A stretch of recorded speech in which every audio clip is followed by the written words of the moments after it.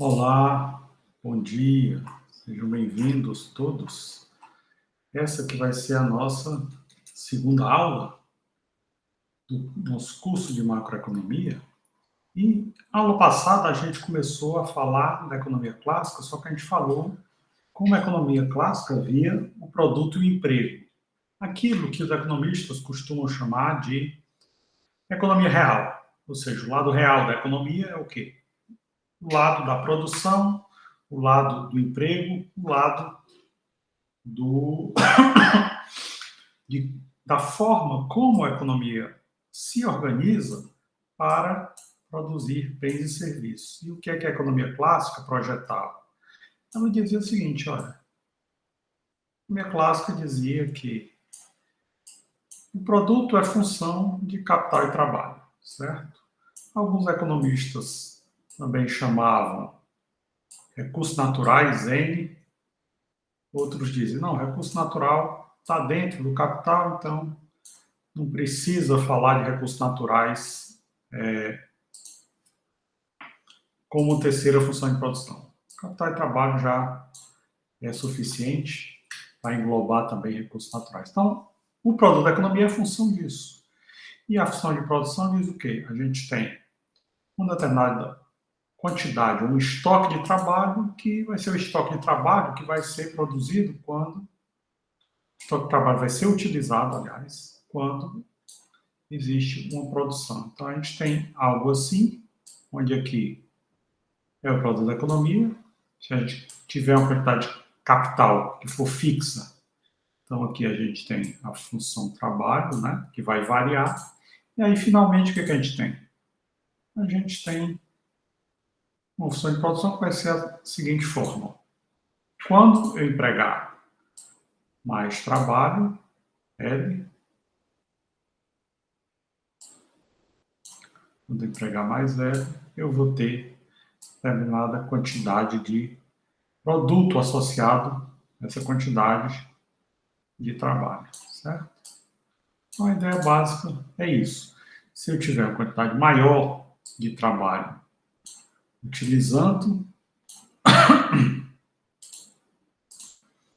sendo utilizado, então a tendência é o quê?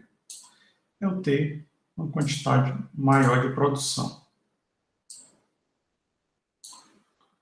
O produto vai ser maior porque eu estou utilizando mais trabalho. Então, a economia clássica tinha essa característica, né, de olhar para o produto da economia, ver como funciona o capital e trabalho, e assim funcionava a quantidade de trabalhadores empregados, estava associada, via função de produção, a uma determinada quantidade de produto da economia. Muito bem. Dado isso, a gente tem uma questão sempre muito importante, muito relevante, muito, na verdade, essencial a ser discutida, que é o fato de que como esses trabalhadores se engajando no processo de produção, como essa produção sendo feita e sendo distribuída, como é que se dá o melhor processo de distribuir esses produtos? Os clássicos utilizavam um sistema que passou a ser conhecido, identificado e conhecido como economia de mercado, que é um sistema onde a gente tem oferta e demanda, a gente tem algo mais ou menos assim, a gente tem oferta e demanda, onde aqui nós temos o nível de preço, aqui nós temos uma quantidade produzida, e a estrutura de oferta e demanda é algo mais ou menos assim, onde a gente vai ter aqui uma curva de demanda negativamente inclinada e aqui uma curva de oferta positivamente inclinada, certo? E aí a junção dessa oferta com essa demanda vai me dar o nível de preços de equilíbrio e vai me dar também o nível de produto de equilíbrio. Muito bem. Tenho aqui quantidade de equilíbrio, Q estrela, e eu tenho também preço de equilíbrio, P estrela. eu ver se eu faço uma estrela bem feita aqui. Pronto. P estrela, Q estrela são produto, quantidade de equilíbrio. Obviamente, a economia é um extremo dinâmico. De vez em quando, isso aqui vai aumentar, significa o quê? O preço sobe, a quantidade sobe. Daqui vai cair, a quantidade sobe mais, o preço cai. Então, o que é que acontece?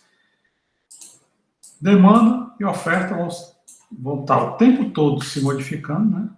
O tempo todo a oferta e a demanda estão indo para um lado para o outro e preço e quantidade vão acompanhar isso que está acontecendo com oferta e com demanda, certo?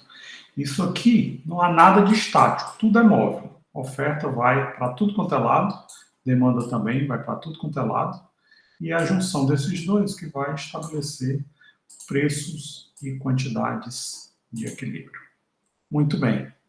Dado que a gente está começando a falar de preço, a gente tem, no processo de evolução da economia, a gente tinha um tipo de economia, que era um tipo de economia bastante rústica, bastante simples, bastante primitiva,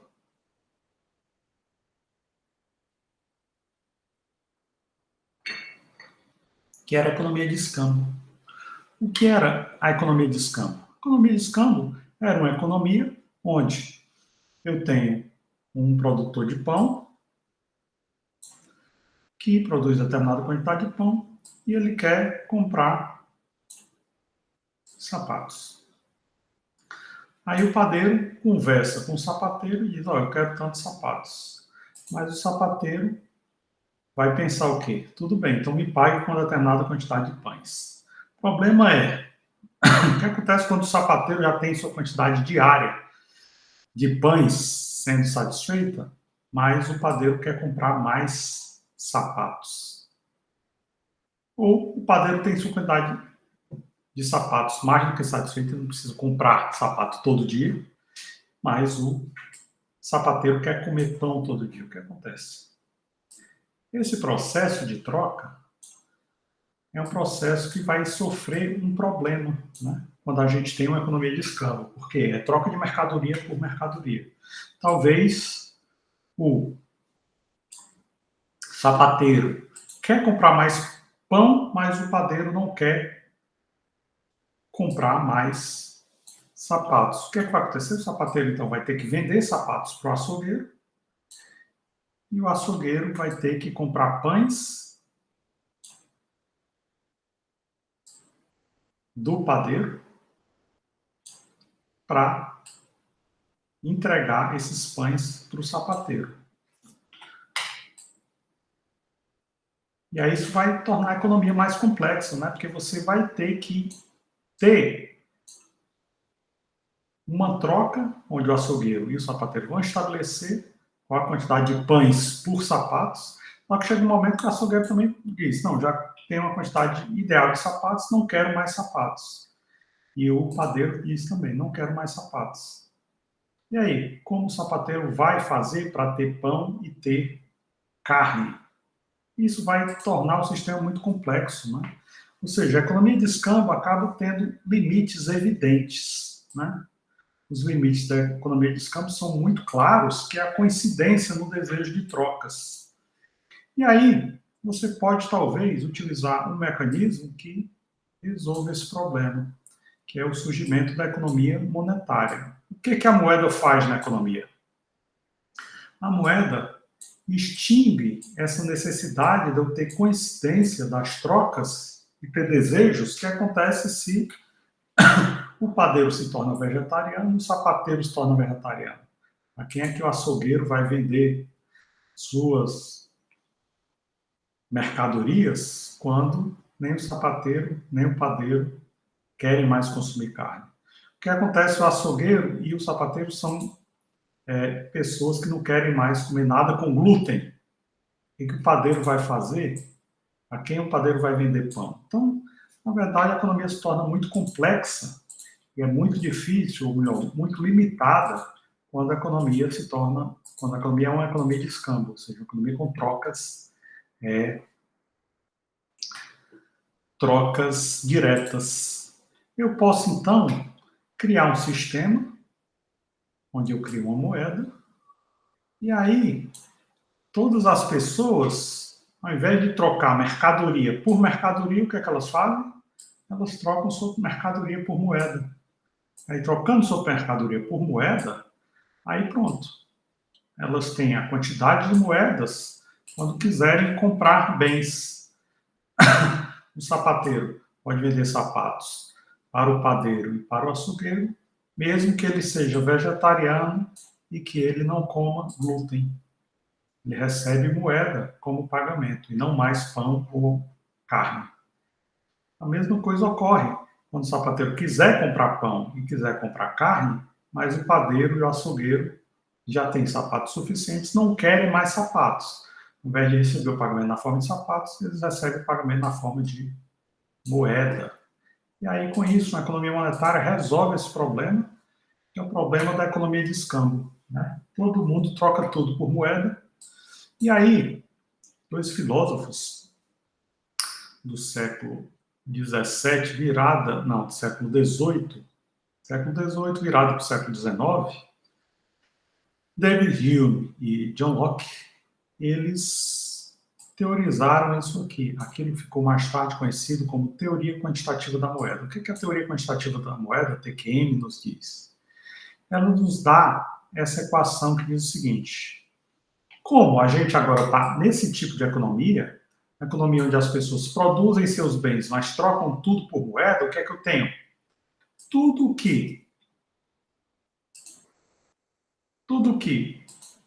o padeiro produzir, tudo que o açougueiro produzir, tudo que o sapateiro produzir, são bens. Né? Eles produzem esses bens, e esses bens vão ser o quê? Vão ser trocados por moeda. Então, todos os bens que eles produzirem têm que ter algum tipo de equivalência, tem que equivaler à quantidade de moeda necessária para comprar todos esses bens. Então, a ideia básica é o quê? A ideia básica é que o Locke e o Hume fizeram isso, né? O Locke e o Hume pensaram: se eu tenho a produção do padeiro, do sapateiro e do açougueiro, e tudo isso significa moeda, tudo isso precisa ser comprado, precisa ser vendido, então eu tenho que tudo isso, vai ser a produção, tem que ser equivalente a isso aqui, quantidade de moeda. Né? E aí, o que eles fizeram foi, basicamente, com essa teoria quantitativa da moeda, dizer isso: olha, a quantidade de moeda tem que ser equivalente à quantidade de produção. Só que como é que eu meço essa produção aqui, do padeiro, do açougueiro e do sapateiro? Eu tenho que medir em uma régua. Qual é a régua que eu uso? A régua que eu uso é o dinheiro. Então, eu tenho que saber quais são os preços desses bens. Então, os preços desses bens multiplicado pela quantidade dos bens vai me dar a quantidade de moeda necessária para comprar esses bens, certo? Então, esse lado aqui a gente chama do lado real da economia, foi o que a gente investigou na aula passada, quando a gente falou em termos de produto e emprego. Esse lado aqui, o lado direito dessa equação. E o lado esquerdo, o que é que eu tenho? Por que é que eu não tenho só moeda? O que é que eu tenho além de moeda? Que é isso aqui. Se eu tenho uma nota de 100 reais, eu posso comprar um produto ou uma cesta de produtos que vale 100 reais. Aí, esse dinheiro, esses 100 reais trocam de mão, sai da minha mão, vão para a mão de alguém que produziu esses produtos que valem 100 reais. Muito bem. Só que aí, depois que essa pessoa está com essa nota, o que é que ela pode fazer?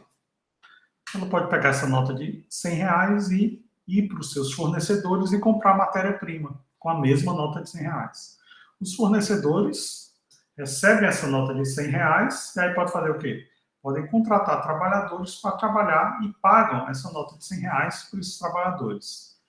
Esses trabalhadores querem aprender um pouco mais sobre finanças e me pagam para que eu dê uma aula sobre como poupar e como financiar a compra de bens e serviços. Eu dou essa aula, então essa nota de R$ 100 volta para o meu bolso. Foi o que essa nota fez. Ela ficou circulando. Né? É a mesma nota, só que ela ficou circulando até voltar para o meu bolso. Então, o que aconteceu? Eu tenho que ver a velocidade com que a moeda circula, e aí, quando eu multiplico a velocidade com que a moeda circula, vezes a quantidade de moeda que existe, aí eu tenho o quê? Eu tenho esse lado esquerdo, que é aquilo que mostra o lado monetário da economia, eu tenho o lado direito que mostra o lado real da economia. Então, o que o Hume e o John Locke fizeram foi criar essa equação que mostra essa igualdade, né? Onde M é a quantidade de moeda, o V a velocidade com qual essa moeda circula, o P é o nível de preço da economia e o Y é o produto da economia, ou a renda da economia, tudo que é produzido. Se eu pegar o M e botar para o lado de lá, eu tenho a equação dessa forma, onde isso aqui é o quê? É uma outra forma de dizer o que é a velocidade de circulação da moeda. Só que os economistas começaram a pensar o seguinte: muito bem, o que as pessoas fazem todos os dias? Elas acordam, tomam o seu café da manhã, e aí tomam banho, se arrumam e saem para trabalhar. Elas vão ao trabalho, algumas pessoas vão para a escola, outros vão para a universidade. Meio-dia, todo mundo vai almoçar. De tarde, todo mundo volta, trabalho, escola, universidade. E aí, chega no final da tarde, ou lanchar, ou jantar. Algumas pessoas estudam à noite, né? Ou trabalham à noite. Aí depois elas chegam em casa, jantam, comem alguma coisa, vão tomar banho e vão dormir. As pessoas têm essa rotina, repetem essa rotina todos os dias. Final de semana muda um pouco as coisas, né? Mas a ideia básica é o quê? Se as pessoas têm essa rotina, ao longo do dia elas usam dinheiro comprando bens e serviços. A tendência é o dia seguinte não haver muita variação na compra de bens e serviços. Talvez varie um pouco no fim de semana. Sábado, domingo as pessoas saem mais, compram mais, gastam mais. Durante a semana gastam menos. Mas se a gente está falando de segunda até domingo, o que a gente pode esperar? A gente pode esperar uma certa regularidade, né? Uma certa tendência das pessoas comprarem as mesmas coisas ou gastarem as mesmas coisas ao longo desses 7 dias. De um dia para o outro, a tendência é gasta um pouco mais, um pouco menos, talvez no fim de semana um pouco mais do que do dia da semana, mas durante esses 7 dias as pessoas têm um cotidiano, têm uma tendência. Então, a ideia é que muitos economistas, com essa tendência, com essa regularidade estatística, começaram a dizer, sabe de uma coisa? Como as pessoas, ao longo da semana, tendem a gastar mais ou menos a mesma coisa, de um dia depois do outro, de uma semana depois do outro, então, se a gente pensar em termos de velocidade com a qual a moeda circula, então, o que é esse ΔV?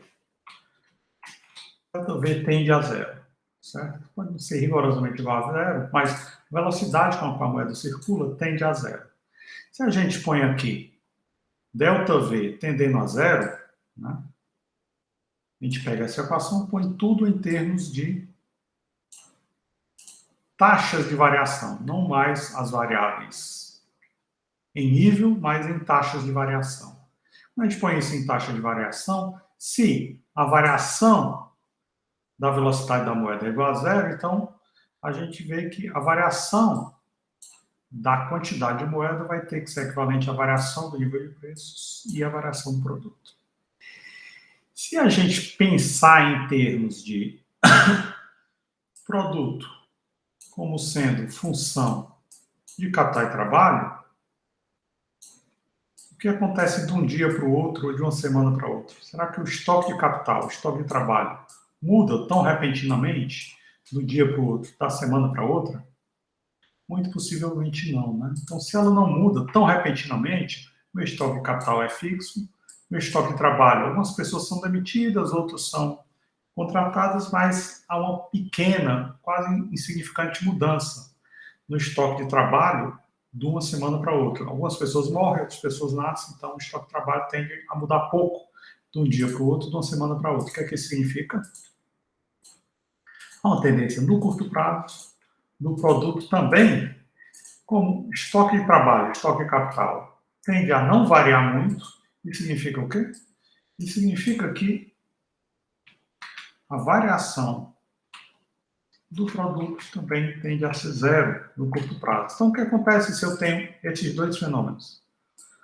Variação da velocidade no curto prazo é zero, variação do produto é zero. Significa o quê? Que isso é zero e isso também é zero.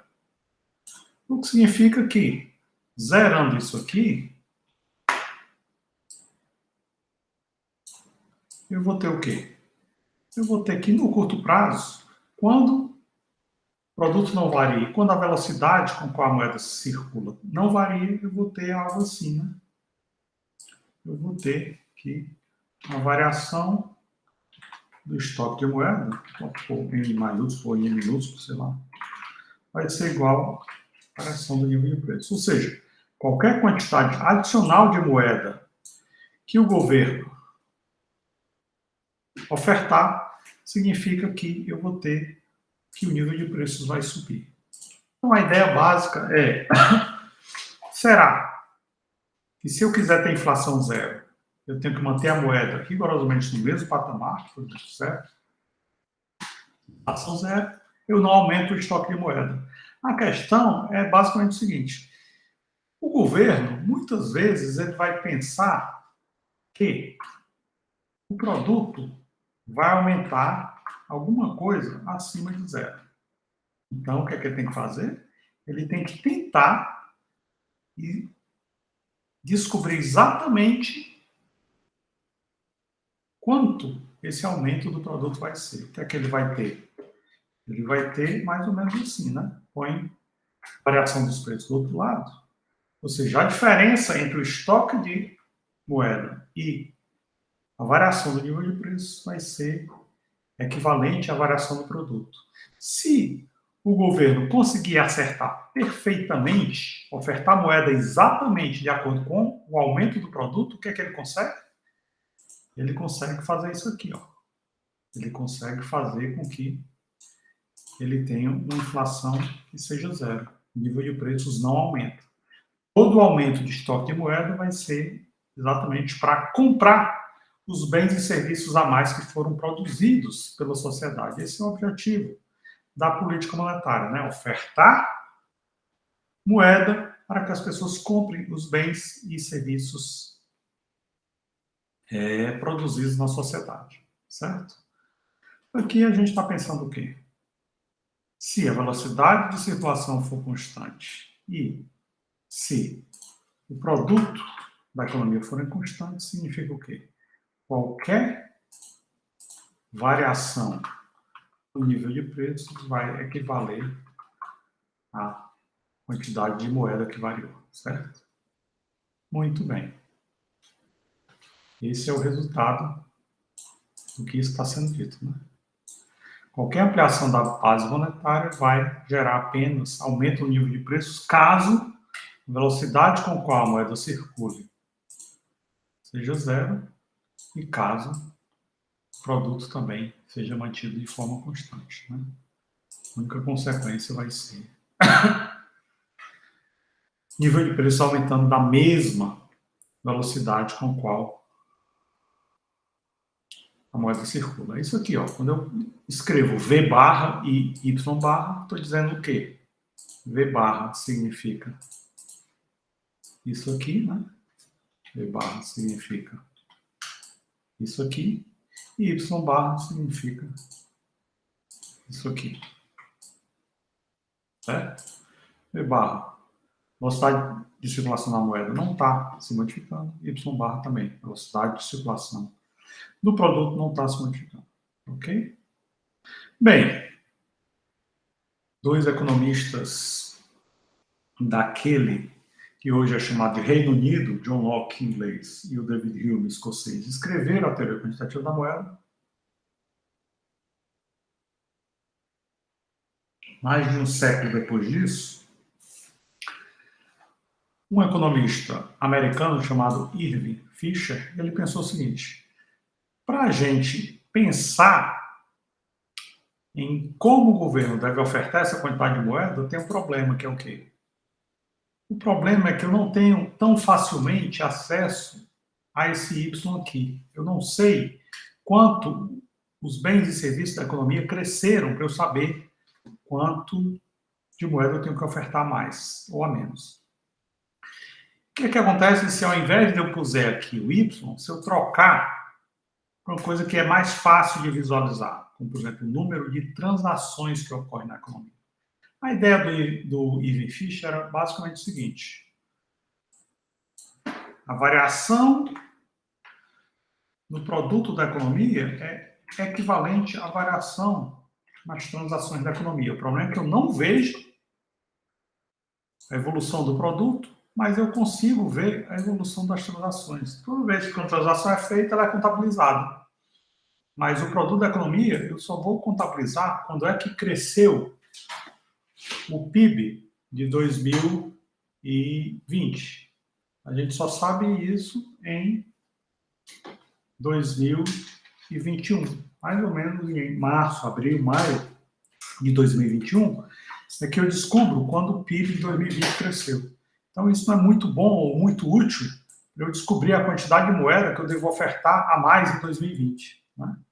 Entretanto, o número de transações que está ocorrendo na economia em 2020 é mais fácil de eu imediatamente observar, e aí com isso eu sei qual a quantidade de moeda que eu devo ofertar em 2020. Então, o Irving Fisher pensou basicamente o seguinte: vamos deixar produto de lado e vamos pôr aqui transações, porque aí o serviço, o trabalho do Banco Central fica mais fácil nesse trabalho de ofertar moeda na economia, certo? Bem, basicamente, o que nós temos é isso, né? O Fischer, então, modificou essa teoria quantitativa da moeda para trocar transações no lugar de produto da economia. Como o Irving Fisher trabalhava do lado de cá do Atlântico, né, do continente americano, é um economista americano, do lado de lá do Atlântico, na Universidade de Cambridge, a gente tinha dois grandes economistas, já no século XX, o Arthur Cecil Pigou e o Alfred Marshall. E o Arthur Cecil Pigou, analisando a ideia do economista francês Jean-Baptiste Say, o que o Jean-Baptiste Say disse? Ele disse basicamente o seguinte: no processo de produção do produto, eu vou gerar uma renda. Essa renda, ela é conhecida como aluguéis, juros, lucros. Esse J está esquisito, né? Lucros e salário. Salário, aluguel, juros e lucros, certo?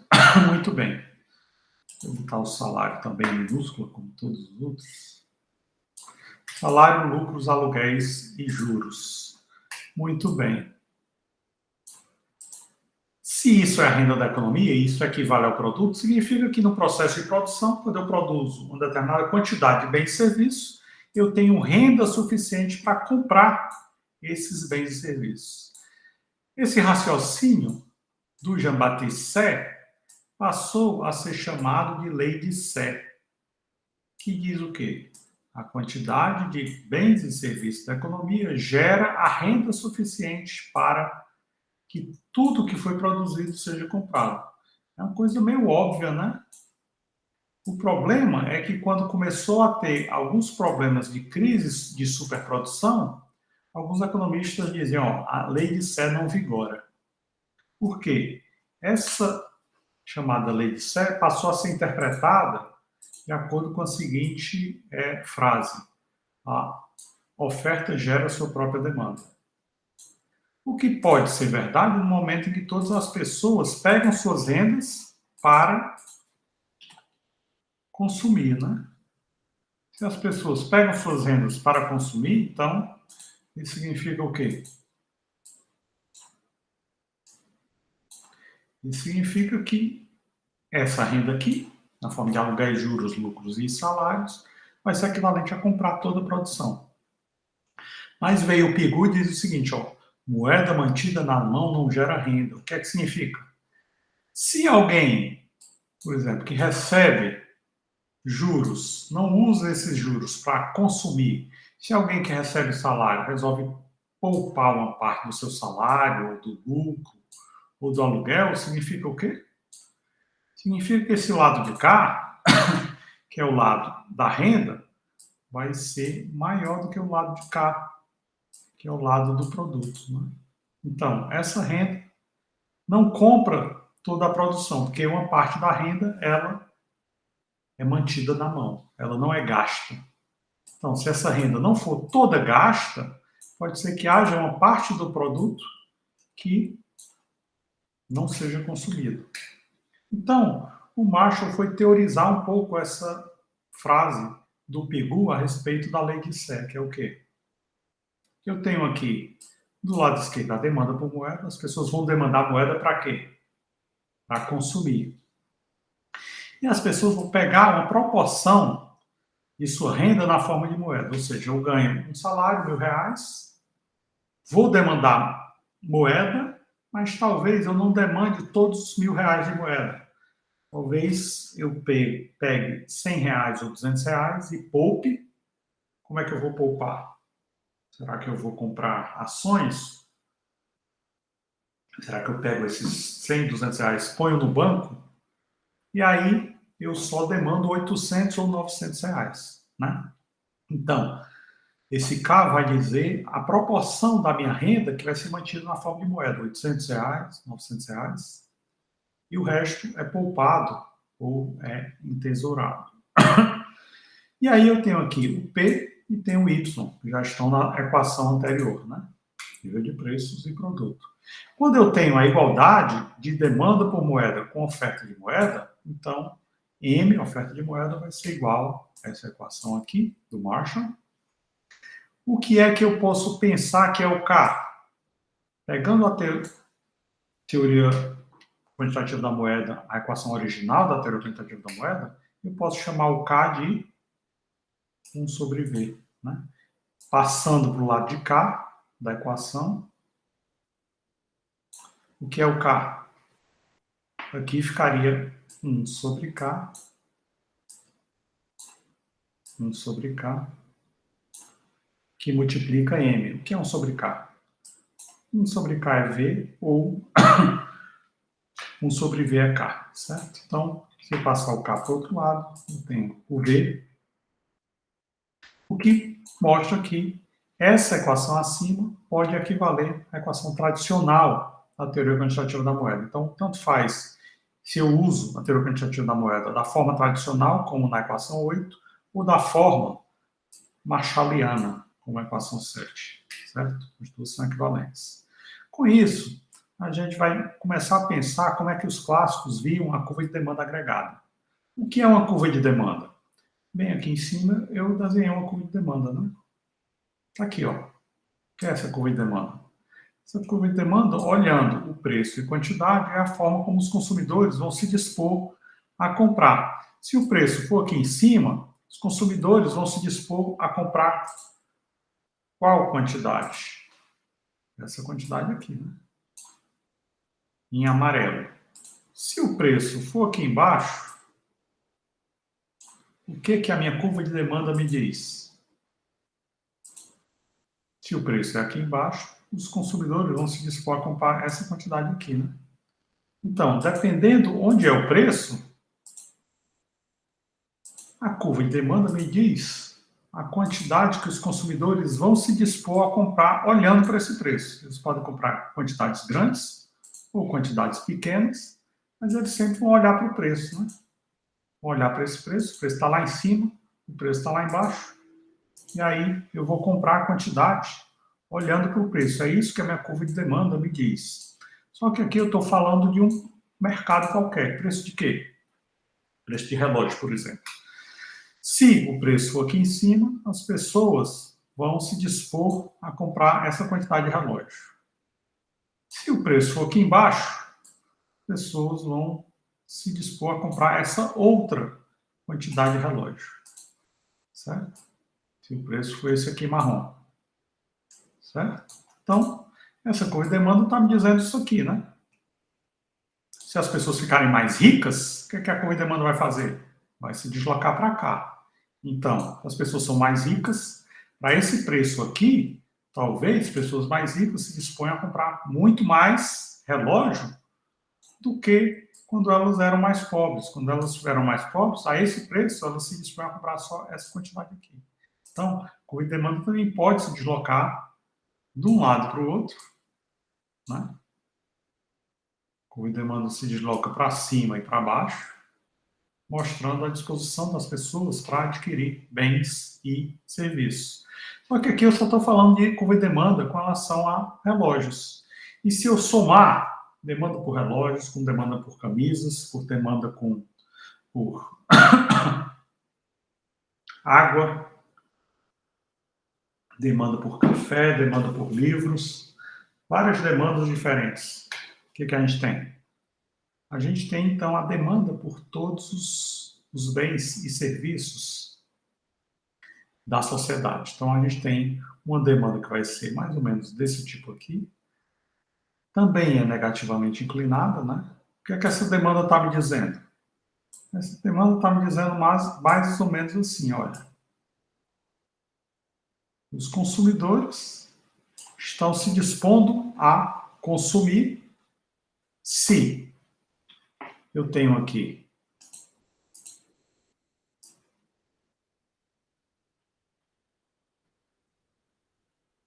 difícil ir por cima, mas chegamos perto. Não foi exatamente perfeito, mas estamos quase. O que é que acontece se eu tenho aqui o nível de preços de 100? 100 não, 12, perdão. 12. Essa demanda agregada está dizendo que se o nível de preço da economia for 12, o que é que as pessoas vão fazer? As pessoas vão consumir aproximadamente o quê? 100, né? Essa curva de demanda está me dizendo mais ou menos isso. Se o nível de preço for 12, as pessoas vão consumir aproximadamente 100. E o que acontece se o nível de preço cair para 6? O nível de preços caiu agora para 6, e aí as pessoas vão consumir aproximadamente 200. É isso que a minha curva de demanda está me dizendo. Mas pensemos o seguinte, de repente, eu tenho essa quantidade de oferta de moeda na economia, né? 300. E aí o governo resolve aumentar a quantidade de moeda na economia. O governo diz o seguinte, sabe uma coisa? A partir de agora eu vou ofertar 400. Antes eu tinha 300, agora o governo está ofertando 400. A quantidade de moeda na economia subiu de 300 para 400. O que é que isso significa? Subir de 300 para 400. Significa que agora, para esse mesmo nível de preço anterior, de 12, eu não estou mais só com 100, não. Eu estou demandando quanto? Se as pessoas têm à sua disposição 400 para consumir, agora as pessoas passam a consumir o quê? 170, 180. E se o nível de preço cair para 6, as pessoas vão passar a consumir quanto? Antes estava consumindo 200, agora vão consumir quase 300, né? 280, 290. Então, o que aconteceu quando a oferta de moeda aumentou de 300 para 400? Houve esse aumento da oferta de moeda de 300 para 400, então a demanda por moeda também cresceu. E a demanda por moeda crescendo faz com que eu tenha diferentes níveis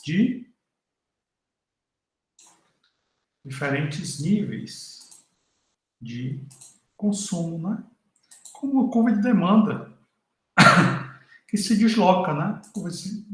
É como se a curva de demanda aqui em cima, por um determinado produto, relógios, se deslocasse o quê? Para cima e para a direita. Então, para o nível, mesmo nível de preço, agora as pessoas estão demandando mais coisas. Se isso é verdade para um produto único, também é verdade para todos os produtos da economia. Ou seja, antes, o que acontecia? Para essa quantidade de bens e serviços, havia uma demanda, a esse nível de preço, havia uma demanda, uma quantidade de bens e serviços que era consumida. Se há um aumento da oferta de moeda, a igualdade entre oferta de moeda e demanda por moeda faz com que M e MD, M a gente chama de oferta de moeda, MD é a demanda por moeda, faz com que ocorra o quê? Esse aumento. Seja quando o nível de preços é no nível 12, seja quando o nível de preços é no nível 6, né? Sempre a gente está se deparando com um aumento de demanda. Então, o governo pode pensar, talvez essa seja uma boa política, né? A política de aumentar a quantidade de moeda na economia. O que os clássicos pensavam disso? Os clássicos pensavam o seguinte: o produto ele é função de quê? O produto da economia é função de capital e de trabalho. Então, se eu tenho que o governo está aumentando a quantidade de moeda, será que eu vou comprar mais capital e mais trabalho? Ou seja, para os clássicos, o produto da economia era assim, ó. Essa aqui é a função de produção da economia. A gente pode chamar isso também de oferta agregada da economia. Se a oferta da agregada era assim, uma reta vertical, o que acontece quando eu tenho diferentes níveis de demanda agregada? Aqui eu tinha essa demanda porque a população tinha determinada renda e o governo ofertava a quantidade de moeda M1. O governo ofertando M1, a população tinha uma determinada renda, demandava moeda, e aí o nível de preço da economia era o quê?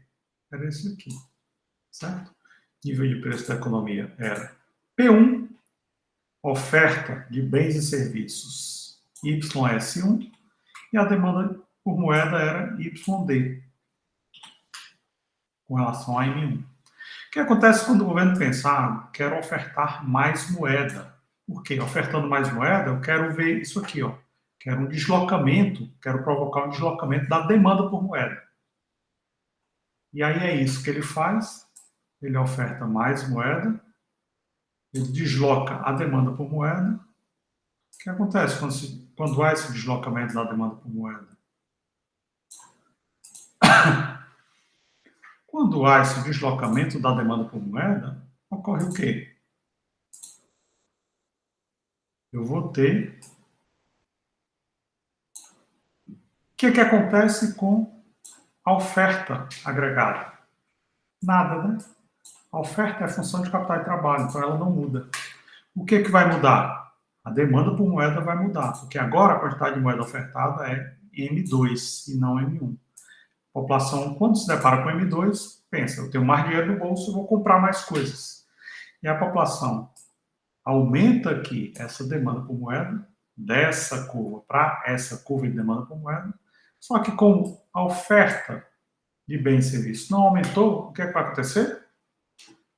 Eu vou ter como consequência um aumento do nível de preço, de P1 para P2. O nível de preço aumentou. Olhando para a nossa teoria quantitativa da moeda, o que foi que aconteceu? Isso aqui aumentou. Isso aqui está fixo. Isso aqui está fixo. Então, tem como consequência de quê? Do aumento disso? Tem como consequência o aumento disso aqui, né? Aí o governo pode pensar, poxa, não deu muito certo, eu queria aumentar o produto da economia, mas o produto da economia ficou no mesmo patamar, só o nível de preço que aumentou. O que é que eu faço? Talvez eu possa tentar de novo aumentar o produto da economia, certo? Vou fazer o quê? Vou aumentar de novo o produto da economia. Como é que eu faço isso? Aumentando ainda mais a oferta de moeda. A oferta de moeda antes estava M2, agora passa a ser M3. O que acontece quando se torna M3? Eu tenho uma nova demanda por moeda. O que é que essa minha nova demanda por moeda vai me fazer? Vai fazer isso aqui, ó. Aumenta aqui, né? A demanda por moeda, as pessoas estão mais dinheiro no bolso, o que é que elas vão fazer? Vão comprar mais. Quando elas vão aos mercados comprar mais, elas se deparam com o quê? Elas se deparam com nível de preços mais altos. E o que aconteceu com o produto? A oferta agregada da economia? Para os clássicos, a oferta agregada é vertical, portanto, ela não muda. Ou seja, o produto da economia, tanto Y1 quanto Y2 quanto Y3, ele permanece rigorosamente igual. Por quê? Para os clássicos, o que altera o produto da economia? Alterações de capital, alterações de trabalho. Né? Para os clássicos, ou aumenta o trabalho, ou aumenta o capital. Se eu aumentar o trabalho ou o capital, aí o produto sobe. Se eu não aumentar nem trabalho nem capital, significa o quê? O capital está na mesma, o trabalho está na mesma, então o produto vai ficar na mesma. Né? Sem variação de trabalho, sem variação de capital, o produto não varia. Então, para os clássicos, a única coisa que o aumento da oferta de moeda faz é aumentar aqui o nível de preço. Né? Só o nível de preço que sobe, o produto permanece igual, não varia, embora a demanda por moeda esteja variando. A oferta de moeda varia, a demanda por moeda está variando. Certo? Muito bem. Então, para os clássicos, o que acontece? O governo tem essa capacidade de variar a demanda por moeda por causa dessa igualdade, né, entre demanda e oferta de moeda. Mas isso não significa que ele tem capacidade de alterar o produto. Por quê? O produto só varia quando estoque de capital e estoque de trabalho se modificam. Bem, dito isso, como é que os clássicos viam a demanda agregada? Eles diziam o seguinte, ó, quando a economia está em equilíbrio, o produto vai ser igual à demanda agregada, que eu posso chamar de E, ou então eu posso chamar de DA, demanda agregada. Opa. Demanda agregada. Muito bem. E aí, quando está em equilíbrio, o que é a demanda agregada? Eu chamo a demanda agregada disso aqui, ó. Que é a demanda agregada. Demanda agregada é YD, demanda agregada. Opa.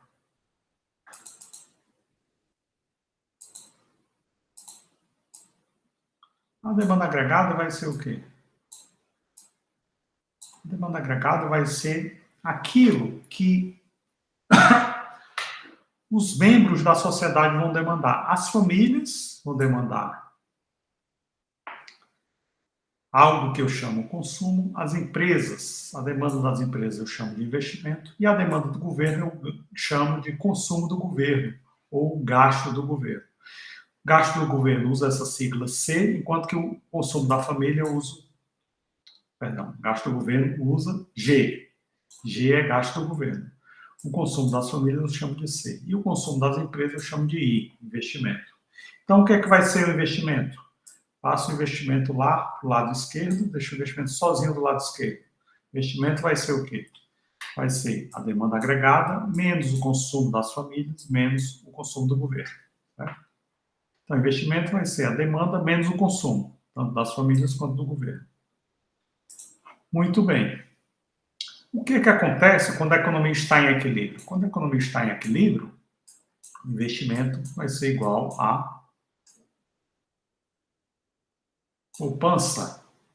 Então, para que o investimento seja igual à poupança, eu tenho o quê? Que a poupança.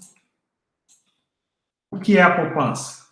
Poupança, eu digo que é aquilo que sobra da demanda depois que as pessoas consomem e depois que elas pagam impostos. Então, vamos pensar na renda das famílias. As famílias têm uma renda, e aí, essa renda as famílias usam para consumir e o governo vai lá e cobra impostos. Então, aquilo que sobra depois das famílias terem consumido e pagado impostos, a gente chama de poupança. Muito bem. E os governos?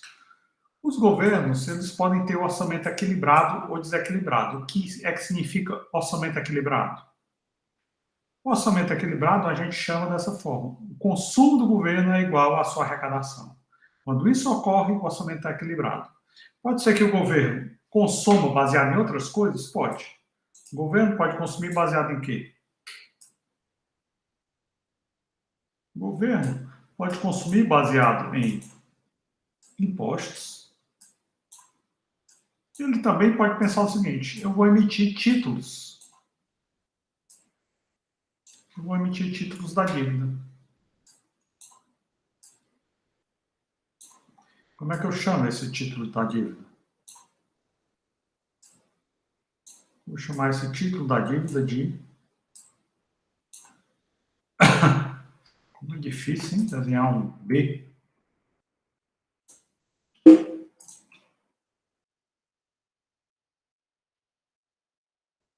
Pronto. O que é esse B? B é o título da dívida. Então, o governo pode gastar baseado em impostos em títulos, certo? Entretanto, depois a gente vai descobrir que o governo ele só tem credibilidade para emitir títulos se ele se comprometer em algum momento no futuro em arrecadar dinheiro para pagar essa dívida. Então, o que é que significa no futuro arrecadar dinheiro para pagar essa dívida? Significa cobrar impostos no futuro. Então, eu chamaria aqui G1, T1 é hoje, a arrecadação de impostos hoje, B1 vai ser equivalente à cobrança adicional de impostos no futuro. Né? Então, eu posso dizer que B1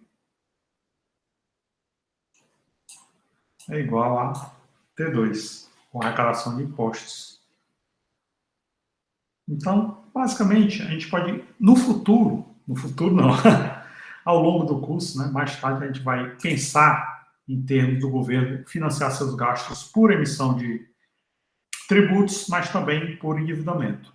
Agora a gente pensa só em emissão de tributos, certo? Então, vou botar só G1, ó, T1, deixar de lado esses impostos.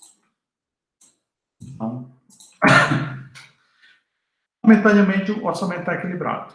Pode ser que o governo desequilibre o orçamento? Pode. Em algum momento eu posso ter algo assim, ó. O que acontece se o governo fizer isso? Se o governo tiver gastos maiores que seus tributos, isso significa dizer que G menos T é maior do que zero. Ou seja, o governo está se endividando. Né? G menos T é maior do que zero, o governo está se endividando. G menos T pode ser menor do que zero? Pode. Significa o quê? Significa que a arrecadação é maior do que seus gastos. Então, o governo está tendo superávit, né? Está poupando. A gente chama isso de poupança do governo. Quando o governo poupa, quando o governo poupa, ele tem o quê? Tem arrecadação maior do que os gastos. Quando o governo despoupa, Ele faz dívida, certo? Então, o que nos interessa é o quê? É quando isso aqui, S, é igual a isso aqui, I. Ou seja, poupança é igual a investimento. Vamos ver. O que é investimento? A gente chama investimento. Não, aqui é poupança, certo? O que é poupança? Eu estou chamando de poupança o quê?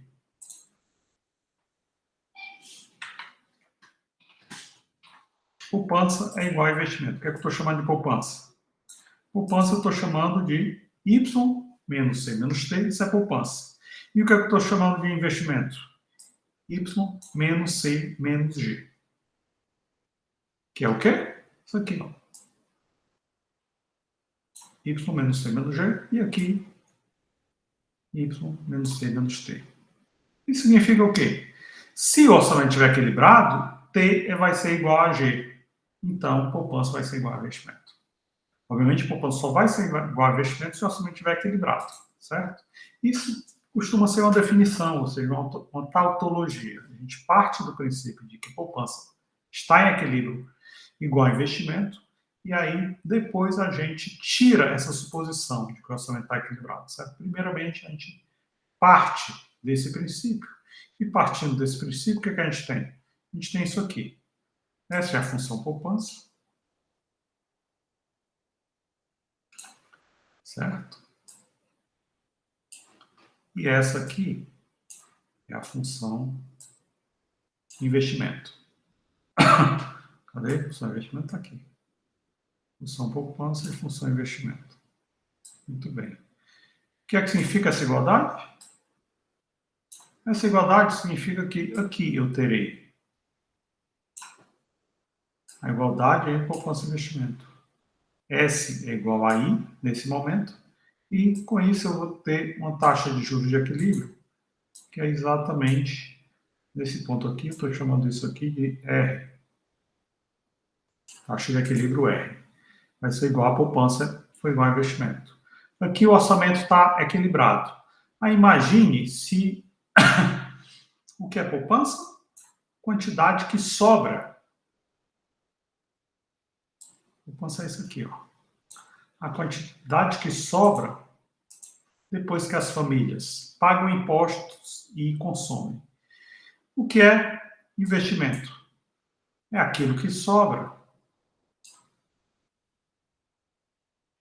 depois que o governo gasta e que as famílias consomem. Se sobrar alguma coisa, é dado, é feito investimento.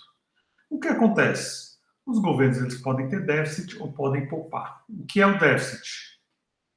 O déficit é quando G menos T é menor do que zero. Aí eu tenho déficit. E o que é poupança do governo? É quando G menos T é contrário, né? G menos T maior do que zero é o déficit. G menos T menor do que zero é poupança do governo. Ou seja, é você ver a diferença entre arrecadação e gasto. Se a arrecadação for maior, o governo tem uma poupança, que a gente chama de superávit. Se a arrecadação for menor do que o gasto, o governo tem déficit. Então, a poupança do governo pode ser positiva ou negativa, e dependendo de como ela for, se ela for zero, o que é que vai acontecer? S vai ser igual a I. Né? Se ela não for zero, então vai dar uma diferença entre poupança e investimento. Então, se ela não for zero, o que é que vai acontecer aqui? O governo vai aos mercados de fundos emprestáveis e vai dizer o seguinte: olha, eu tive déficit. Como eu tive déficit, eu preciso de dinheiro para cobrir os meus gastos. Como eu preciso de dinheiro para cobrir os meus gastos, isso significa o quê? Isso significa que a igualdade entre poupança e investimento vai ser alterada pelo déficit que o governo teve. Com isso, a igualdade vai ficar nesse patamar. O governo, portanto, indo aos mercados pegar dinheiro emprestado, significa o quê?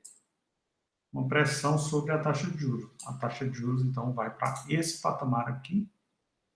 Então, quando o governo tem déficit, a taxa de juros se torna maior do que quando ele tem o orçamento equilibrado. Então, toda vez que o orçamento está equilibrado, a taxa de juros é menor do que quando o governo tem déficit. Por isso que os empreendedores são tão favoráveis a que o governo gaste menos do que sua arrecadação. Por quê? Quando o governo gasta menos que sua arrecadação, o que acontece? A taxa de juros cai. Né? Quando o governo gasta mais do que ele arrecada, então a taxa de juros vai subir. Isso significa o quê? Menos recursos disponíveis para os empreendedores. Certo? Bem, o que é que acontece, então, se eu estou aqui com essa quantidade de poupança da sociedade? A poupança está aqui. Nível inicial de poupança é aqui, nesse patamar. E o investimento da economia é aqui nesse patamar. Tá? Poupança e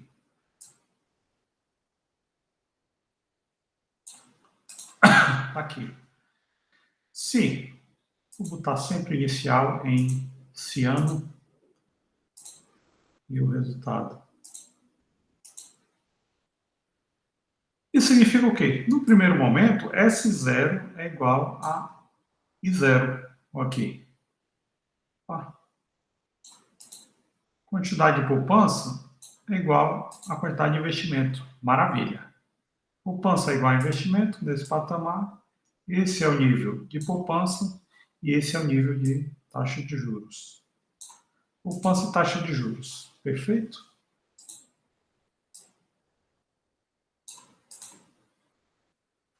Maravilha. Só que o que foi que aconteceu? A hipótese aqui é o quê? Queda na demanda por investimento da economia. O que acontece quando há uma queda na demanda por investimento? Vou escrever em magenta, escrever não, desenhar, né? Essa queda vai ter esse efeito aqui, ó.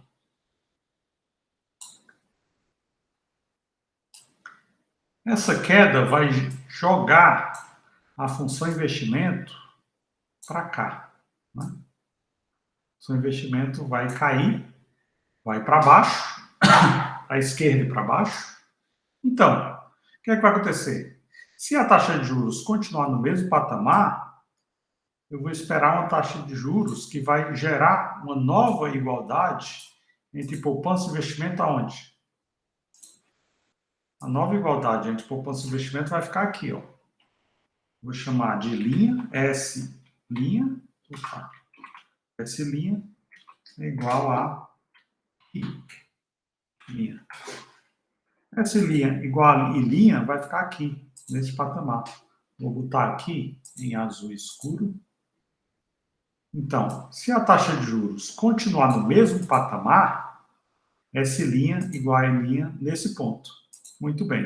Só que, o que foi que aconteceu? Quando há uma queda na demanda por investimento, significa o quê? Significa que os empreendedores que estavam pegando dinheiro a essa taxa de juros, de repente pensam o quê? Pá, pandemia.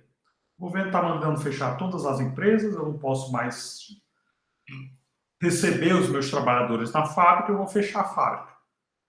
Vou demitir um bocado de gente, vou devolver um monte de máquinas e equipamentos. Então, eu não vou continuar pedindo emprestado a mesma quantidade de recursos que eu emprestava antes. Agora eu vou pegar emprestado muito menos recursos.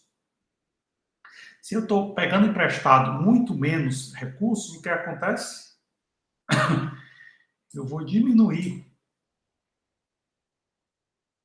a quantidade de dinheiro que eu estou pedindo emprestado. A poupança está a mesma quantidade, mas agora o investimento é muito menor.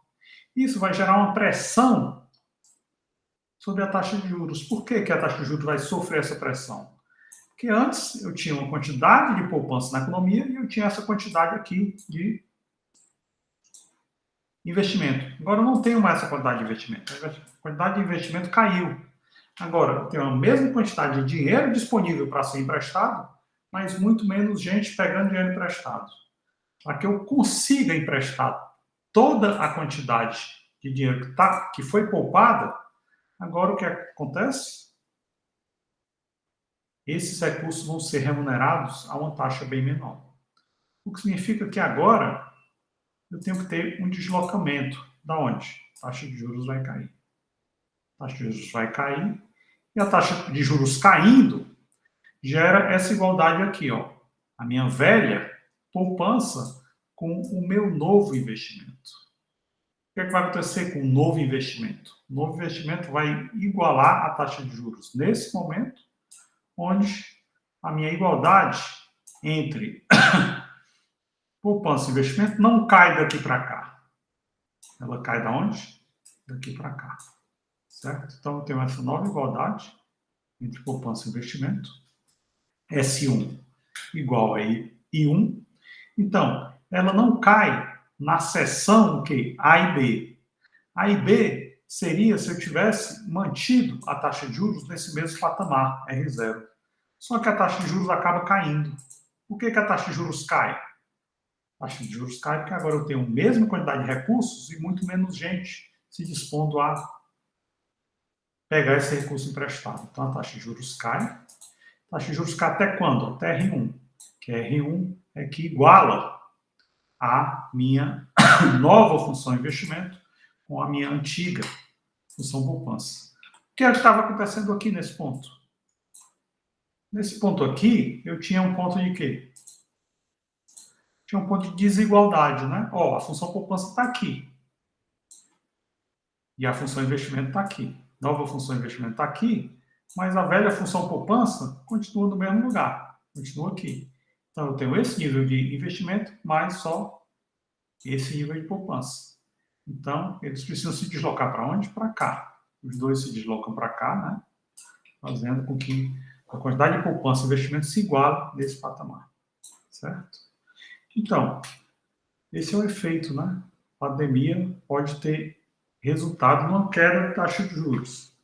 E aí, com a taxa de juros caindo, uma parte dos empresários que deixaram de pegar dinheiro emprestado volta a pegar dinheiro emprestado. Então, o resultado final é uma redução só nessa seção aqui, ó. Essa seção aqui é o que vai ser reduzido. E não vou reduzir toda essa quantidade toda aqui. O que é que eu tinha? Eu tinha algo mais ou menos assim.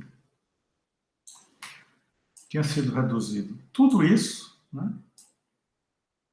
Tudo isso, as seções A e B, mas quando a taxa de juros caiu de R0 para R1, essa queda da taxa de juros fez o quê? Essa queda da taxa de juros fez com que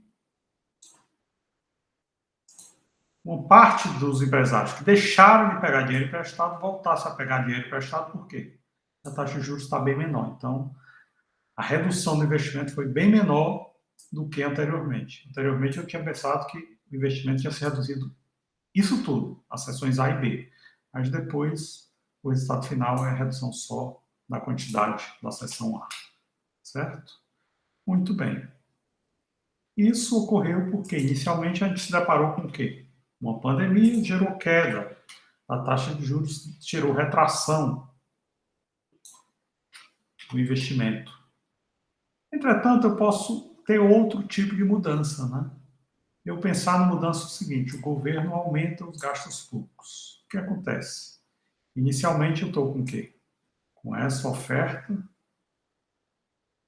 de poupança. Né? Oferta de fundos emprestados é o quê? Poupança da economia. Eu tenho essa poupança da economia, né? Que é a oferta de fundos emprestados. É difícil desenhar isso.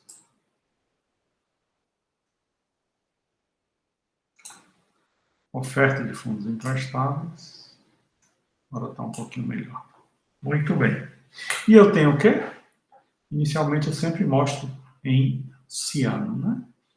Eu tenho em ciano, portanto, iniciando tanto a oferta de fundos emprestáveis quanto eu tenho aqui também iniciando o investimento. E aí eu tenho o quê? Tenho essa igualdade entre poupança e investimento e essa taxa de juros, R0. Certo? Taxa de juros R0, igualdade entre poupança e investimento, S0 e 0. Muito bem. E aí o que é que o governo faz? O governo aumenta os seus gastos. Certo? O governo aumenta os seus gastos, qual é a consequência desse aumento dos gastos do governo? Isso aqui, ó. O governo aumenta os seus gastos, já não é mais esse ano, vou pôr em vermelho. O governo aumentou os gastos, muito bem. Quais são as consequências do governo aumentar os gastos? São duas. Primeiro, quando o governo aumenta os gastos, ele tem como consequência o quê? A primeira coisa que acontece é a taxa de juros sobe. Né? A taxa de juros sobe. Quando a taxa de juros sobe, os empresários pensam o quê? Eu vou pegar menos dinheiro emprestado. Então, o investimento cai de I0 para I1. E a taxa de juros subiu. Essa taxa de juros, nesse patamar aqui, mais alto, vai fazer o quê? Para esse nível aqui de taxa de juros, os empresários só vão pegar o quê? Vão pegar essa quantidade de dinheiro emprestado. Então, eles só vão investir isso aqui. Ó. Só que, o que está acontecendo aqui? Nesse círculo azul escuro, essa é a função investimento das empresas. Só que essa taxa de juros está o quê? Muito acima da poupança. Esse nível de investimento é compatível com esse nível de poupança nesse patamar aqui. A taxa de juros seria bem mais baixo. Mas a poupança é bem mais alta, né? A poupança para essa taxa de juros está sendo o quê? Está sendo bem aqui. O que está acontecendo aqui, então? O que está acontecendo aqui é que existe um outro ente agora, que é o governo, que quando ele aumentou seus gastos, o que ele fez? Quando o governo aumentou seus gastos, ele fez o seguinte, ele desequilibrou o orçamento. O orçamento desequilibrado do governo fez o quê? Fez com que a igualdade entre poupança e investimento viesse para cá. Eu tenho que, com taxa de juros mais alta, a sociedade poupa mais. O problema é que os empresários pegam menos dinheiro emprestado. Então, o que é essa diferença aqui? O que é essa diferença aqui, nessa seção A e B? A e B equivale a quê? A e B equivale a isso aqui, né? A e B equivale a déficit público. O que é G menos T? É o déficit público. O governo teve déficit público, está criando dívida, e essa dívida vai ser coberta por quê? Parte das empresas vão deixar de investir, mas a sociedade vai poupar mais, porque agora a sociedade está emprestando mais dinheiro para o governo. Então, essa poupança que era S0 sobe, vai se tornar S1, que a sociedade está emprestando mais. O investimento privado cai para I1, e essa diferença daqui para cá é o quê? Essa diferença daqui para cá é dada pelo déficit público. Ou seja, o governo pega bastante dinheiro emprestado e eu vou ter, portanto, esse resultado que é o resultado final.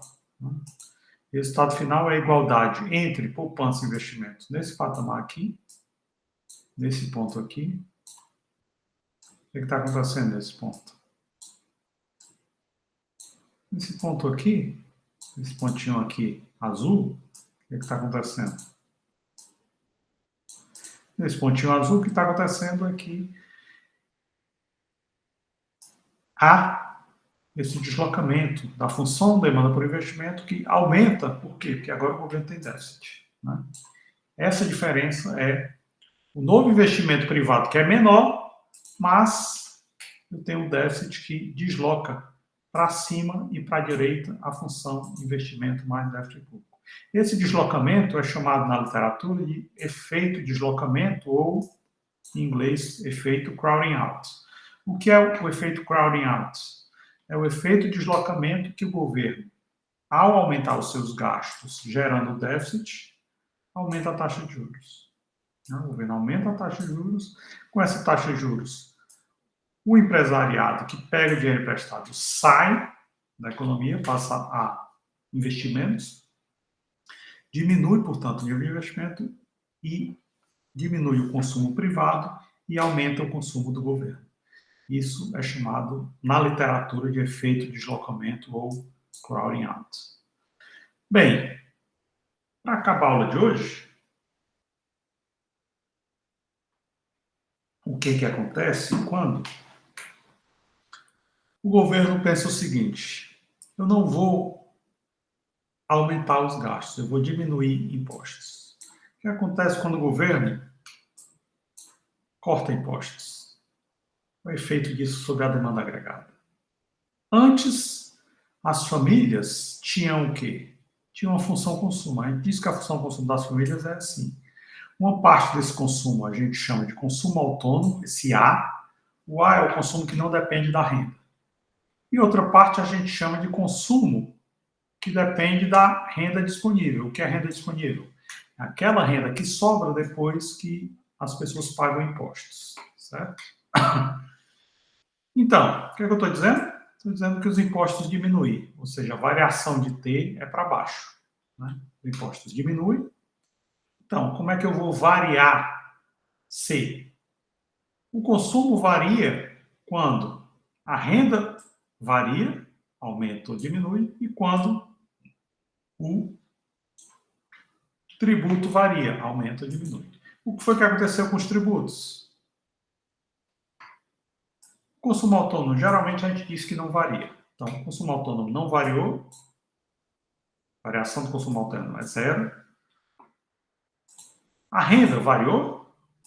Também não. Então, variação da renda também é zero. Tanto consumo autônomo quanto renda não variaram. O que foi que variou aqui? Isso não variou. Isso não variou. O que variou aqui foi impostos que caíram. Como os impostos vêm na frente um sinal de negativo, o que é que significa? Aumento, queda de impostos. Como o sinal aqui é de negativo, significa aumento de consumo. Né? Queda de impostos, portanto, está associada a aumento de consumo. Então, impostos caíram, consumo vai aumentar. Certo? Muito bem.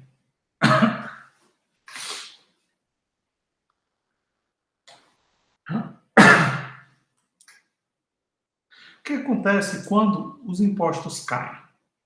Se o governo antes tinha uma determinada arrecadação de impostos, se a gente supor que antes do governo diminuir impostos, eu tinha isso aqui.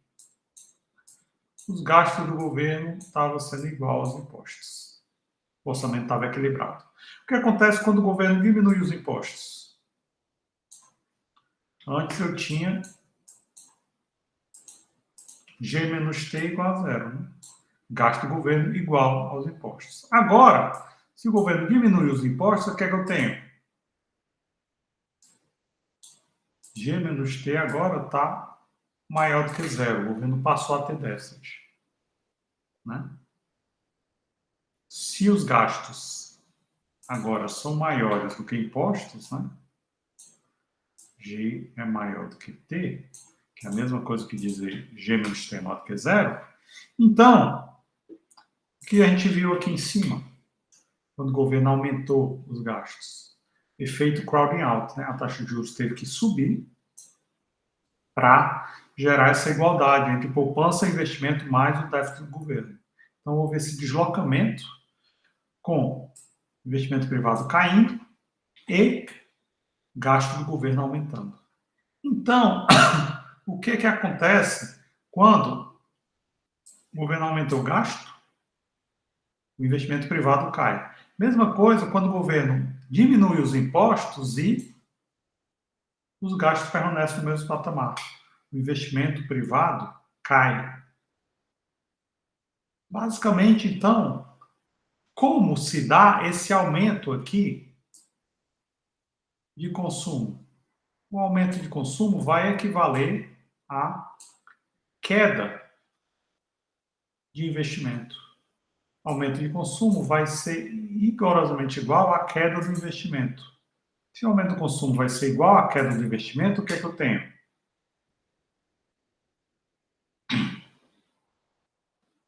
Aqui o que eu estou dizendo? Que eu não sei por que eu pus N. Aqui eu poderia dizer que... deixa eu ver aqui embaixo. Acho que eu pus N basicamente para lidar com o emprego. Antes eu tinha isso aqui, ó, tá mal desenhado, né? No mercado de trabalho. Eu tenho algo assim. Então,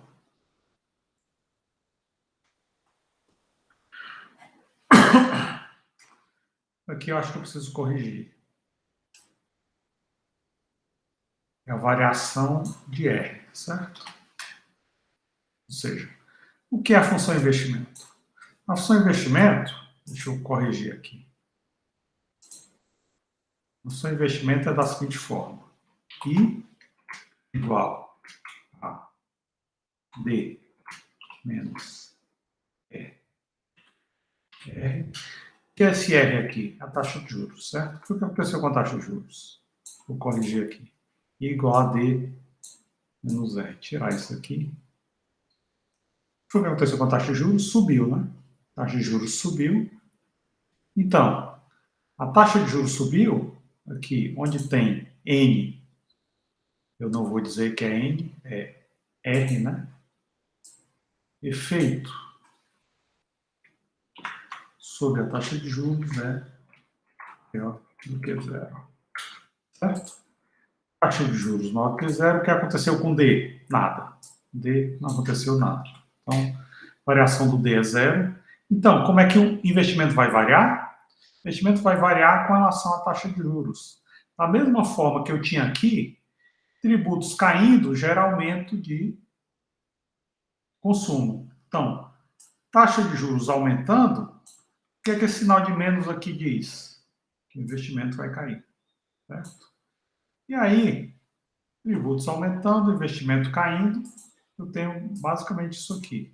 Só que no lugar dessa equação, eu vou dizer, corrigir aqui, onde tem N aqui, eu digo o quê? Variação de I é igual a menos E, a variação, né? Menos a variação de R. Bom, como a taxa de juros subiu, esse sinal de menos diz que o investimento vai cair, certo? E em qual patamar o investimento vai cair? Rigorosamente equivalente ao aumento do consumo. Basicamente, essa queda de imposto está fazendo o que na sociedade? Está dizendo o seguinte: antes, os consumidores tinham a renda, em que eles usavam essa renda para quê? Para consumir. Esse consumo era aquela parcela da renda que sobrava depois que eu cobrava impostos, né?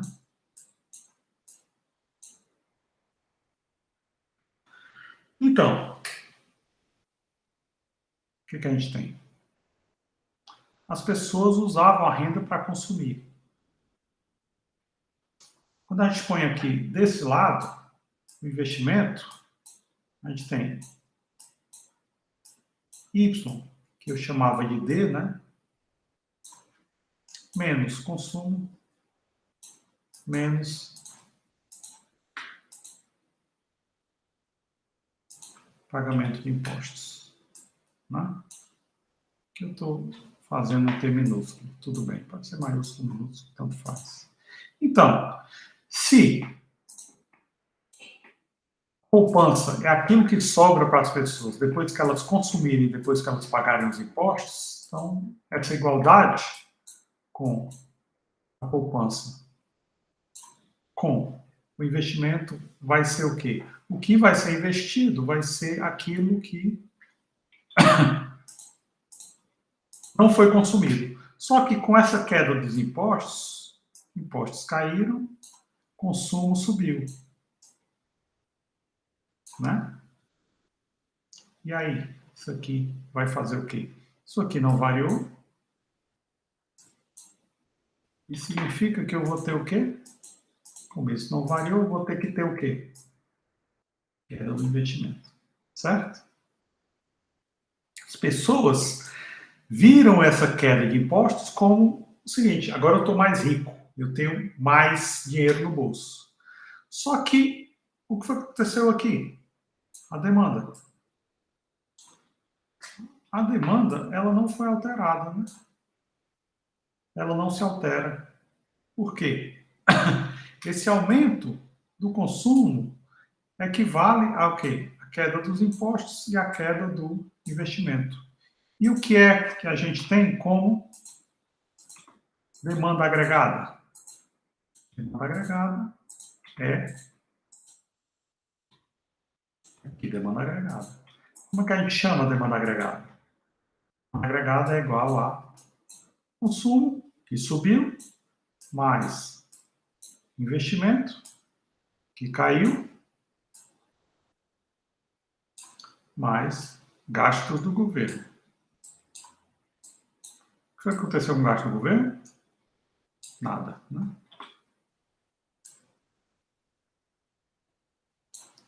Gasto do governo inalterado, investimento vai cair, consumo vai subir. Só que isso significa o quê? É na mesma proporção. Se é na mesma proporção, significa que a demanda agregada ela não se altera. Né? Ou seja, não há variação do produto. Simplesmente, quando o governo cobra menos impostos, as pessoas vão consumir mais e o investimento vai cair. Basicamente, como é que a gente vê isso aqui no mercado de trabalho? Eu tenho inicialmente aqui, ó, iniciando o salário, e com esse salário as pessoas estão trabalhando. Essas são a quantidade de pessoas empregadas, certo? N0. E aí o que acontece? As pessoas estão pagando 40% de impostos. Então, os trabalhadores se dispõem a trabalhar essa quantidade de horas e as empresas vão olhar para a produtividade dos trabalhadores e vão pensar o quê? Por essa quantidade de horas, vale a pena contratar essa quantidade N0 de trabalhadores. Só que agora, o que acontece quando os impostos passam a cair? Impostos caindo significa o quê? Agora, por cada hora de trabalho, o trabalhador está ganhando mais.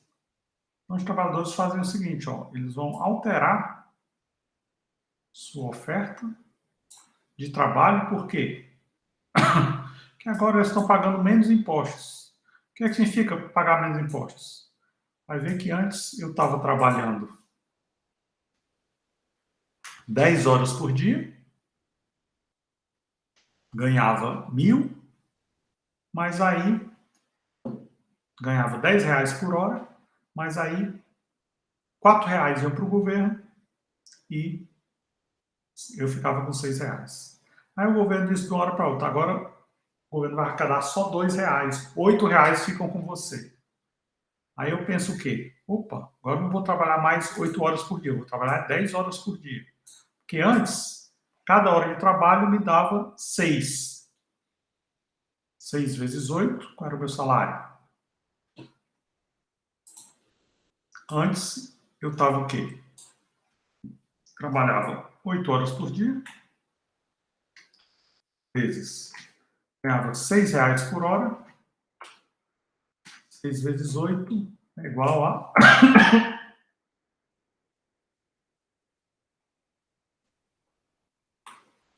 né?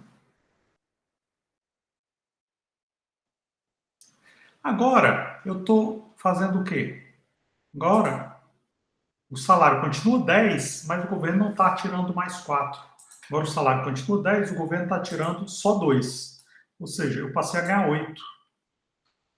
Quando eu passei a ganhar 8, eu quero agora trabalhar 10 horas por dia. Eu estou ganhando 8. Eu aumentei meu salário para 80. Agora eu quero trabalhar mais horas. Antes, eu estava trabalhando o quê? 8 horas. Agora eu me disponho a trabalhar até 10 horas, porque a hora de trabalho está valendo mais. Então, o que é que está acontecendo aqui?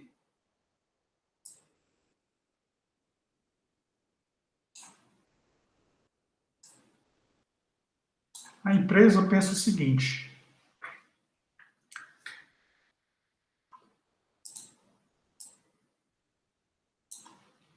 agora eu me disponho a contratar mais trabalhadores, porque os trabalhadores agora estão se dispondo a trabalhar mais horas.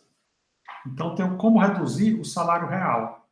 Agora, o que acontece? Como os impostos são bem menores, isso significa, antes eu pagava 10, agora eu continuo pagando 10, mas eu estou arrecadando mais.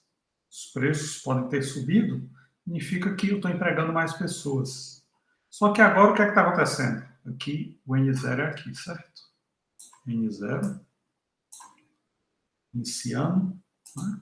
Que é o inicial, e N1 e magenta. N1 é aqui,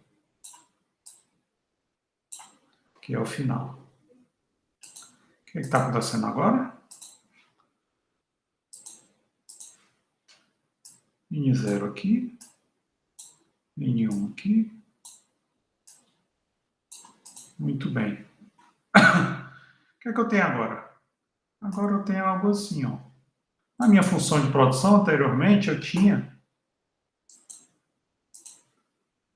esse produto, porque a minha função de produção dizia, para N0 trabalhadores trabalhando, eu tenho algo assim, né? Mas agora, o que é que eu tenho? Agora eu tenho um produto maior, por quê? Agora eu tenho mais trabalhadores disponibilizando horas de trabalho.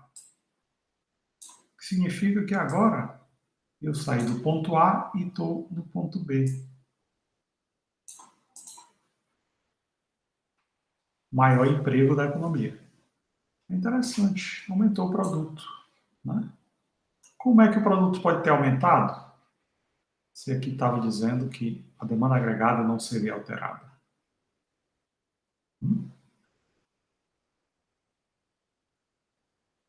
Basicamente, isso se explica por isso aqui. Né? O que aconteceu? O salário da economia caiu, o salário de equilíbrio.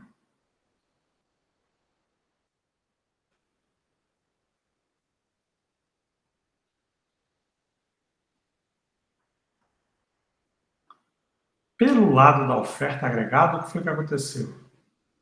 Pelo lado da oferta, um corte de impostos aumentou o emprego. Então, houve um aumento do produto pelo lado da oferta agregada. Mas o que foi que aconteceu? Uma queda no nível de preços. Se o nível de preços caiu, o salário pode cair também. Né? E aí, aqui o que acontece? Os trabalhadores pensam o seguinte: como o nível de preços caiu, significa que agora eu posso trabalhar mais, ganhando o mesmo, porque eu aumentei meu poder de compra. A gente vai ver mais tarde que a oferta agregada, como é que as empresas se disponibilizam a aumentar a quantidade de vagas? Elas olham para o salário real, e aí, se o salário real cair, como ocorreu aqui, elas vão ofertar mais vagas. Certo? Ofertando mais vagas, o emprego aumenta. Toda vez que o emprego aumentar, para os clássicos, vai aumentar a. Que não está muito exato, né? Talvez o ideal seja aqui. Ó. Para os clássicos, vai aumentar o produto da economia. Certo? Então, pelo lado da oferta, e a gente vai investigar a oferta agregada um pouco depois, aconteceu isso aqui. Ó. Inicialmente, eu tinha o governo cobrando esses impostos, Pelo lado da demanda, o que aconteceu? Demanda agregada se deslocou? Não. Demanda agregada permanece no mesmo patamar. É aquela questão, quando a gente está investigando o mercado. Mercado, os preços vão se alterar de acordo com variação da demanda e da oferta. Como é que ocorreu? A gente viu pelo lado da demanda agregada que o aumento do consumo foi igual a uma queda do investimento. Aqui, o investimento caiu, o consumo subiu, então as duas coisas se anularam. Aqui tem um sinal negativo, então um equivaleu à queda do outro. Então, a demanda poderia ter vindo para cá, pelo aumento do consumo, mas depois voltou para cá e ficou em cima do mesmo patamar por causa da queda do investimento. O que foi que se alterou? O que se alterou foi o lado da oferta. Por que o lado da oferta se alterou? Porque as empresas passaram a ofertar mais vagas ao se deparar com a queda do salário real. Então, elas passaram a ofertar mais vagas. E aí, inicialmente, o que eu tinha? Eu tinha um nível de preços nesse patamar, P0. E o que foi que aconteceu com o nível de preços? Ele passou a vir para esse patamar aqui, P1. Ou seja, como o nível de preços caiu, o que os trabalhadores fazem quando o nível de preços cai? Eles se dispõem a ofertar mais horas. Por quê? Antes eles pagavam isso de impostos, agora passam a pagar isso. Como inicialmente eles pagavam muitos impostos e os salários nominais deles eram 48, eles ofertavam menos horas de trabalho. Depois, pagando menos impostos, o salário nominal subiu para 80. Então, eles se dispõem a ofertar mais horas de trabalho para ganhar mais. Como o nível de preços caiu, então, esse patamar de salário real pode cair também, mais trabalhadores são empregados em um e o produto cresce. Certo? Qual é o resultado da escola clássica quando vê esse tipo de coisa ocorrendo? A demanda agregada não se alterou. Por que não se alterou? Por causa disso aqui, Se alterou por quê? Porque, pelo lado da demanda, a queda do investimento foi equivalente ao aumento do consumo. O aumento do consumo é igual a menos variação do investimento. Então, com isso, a demanda agregada não se alterou, mas a oferta se alterou. Por quê? A oferta se alterou porque agora, com menos impostos, os trabalhadores querem trabalhar mais horas e se dispõem a trabalhar mais horas. Significa o quê? Para a economia clássica, há um deslocamento do produto sempre que ocorrer o quê? Sempre que ocorrer algo assim, O produto vai se deslocar, deslocamento do produto. O produto é função de quê? Função de capital e trabalho. Muito bem. O que foi que aconteceu? Variação do capital? Não, variação de trabalho. Então, como mais trabalhadores se disponibilizaram a trabalhar mais, então o emprego aumentou, o produto aumentou. A ideia para os clássicos é o quê? O que acontece quando é praticada uma política monetária para os clássicos? As variáveis monetárias, como a gente viu na teoria quantitativa da moeda, só são capazes de alterar outras variáveis monetárias. Dentro da teoria quantitativa da moeda, como é que a gente vê isso? A gente vê o governo alterando a oferta de moeda e qual é o efeito que ele tem? Aumento do nível de preço. Ou seja, a oferta monetária, variável real, afeta outra variável real, nível de preço. Não tem efeito sobre variáveis... Perdão. Oferta monetária variável nominal afeta nível de preço variável nominal. não tem efeito sobre variáveis reais. Qual seria uma variável real? Produto da economia. Né? Então, política monetária não consegue afetar o produto da economia. Não consegue. Só consegue afetar o quê? Variáveis nominais, que é nível de preço é uma variável monetária, nível de moeda, obviamente, é uma variável monetária. Quais são os fatores que determinam a taxa de juros para os clássicos? Demanda por investimento, a gente viu que quando a demanda por investimento caiu, a taxa de juros cai. Poupança, o que acontece quando a poupança se desloca?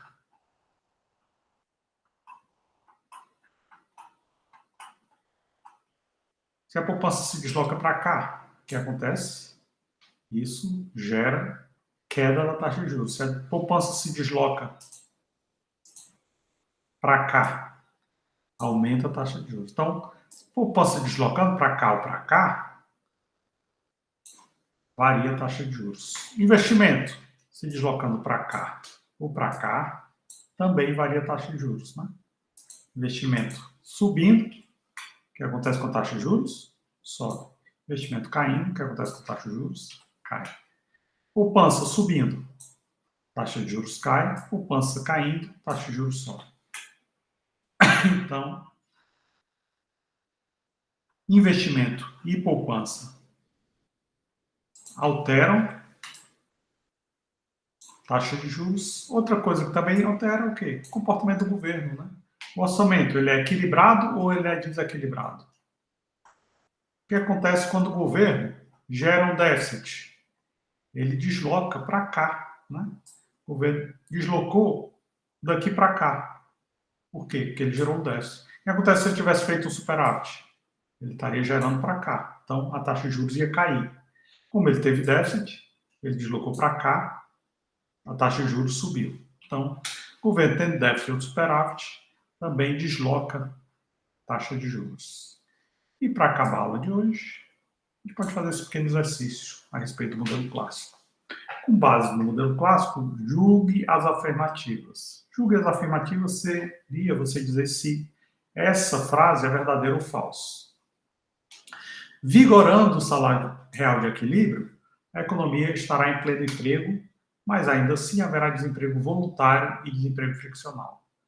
O que é, para a economia clássica, desemprego? Tem três tipos de desemprego. Um, que é chamado voluntário. O que é o desemprego voluntário? Para os clássicos.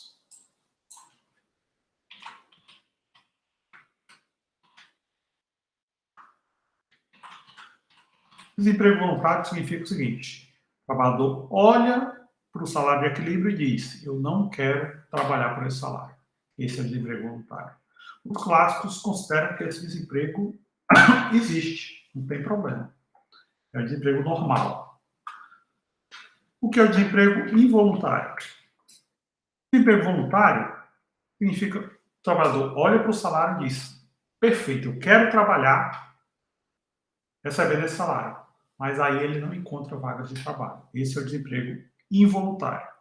E o que é o desemprego friccional?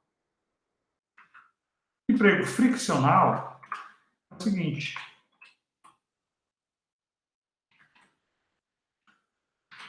o desemprego friccional é quando o trabalhador pensa: eu estou trabalhando, recebi uma oferta de emprego, vou aceitar. Eu peço demissão do meu emprego atual e daqui a 2 semanas vou começar no meu novo trabalho. Essas 2 semanas, entre o momento que eu pedi demissão do meu emprego atual e ainda não assumi o novo emprego, a pessoa está desempregada. O desemprego ficcional também é considerado normal pelos economistas clássicos. Então, vigorando o salário real de equilíbrio, a economia estará em pleno emprego, mas ainda assim haverá desemprego voluntário e friccional. Isso é verdadeiro, certo? Então, essa primeira frase é verdadeira. Perfeito. Porque são os dois tipos de desemprego que os clássicos consideram que existem mesmo quando a economia está em pleno emprego. O que é vigorar o salário real de equilíbrio? Isso aqui, ó. esse salário aqui, ó. Tanto W sobre P0 quanto W sobre P1 são salários de equilíbrio. Vamos deixar esse aqui de lado para ver só isso aqui, ó. Esse é o salário de equilíbrio. Oferta igual a demanda, então é o salário de equilíbrio. Existe alguma possibilidade do salário que está vigorando não seja de equilíbrio? Existe, se ocorrer algo assim, ó. Nossa.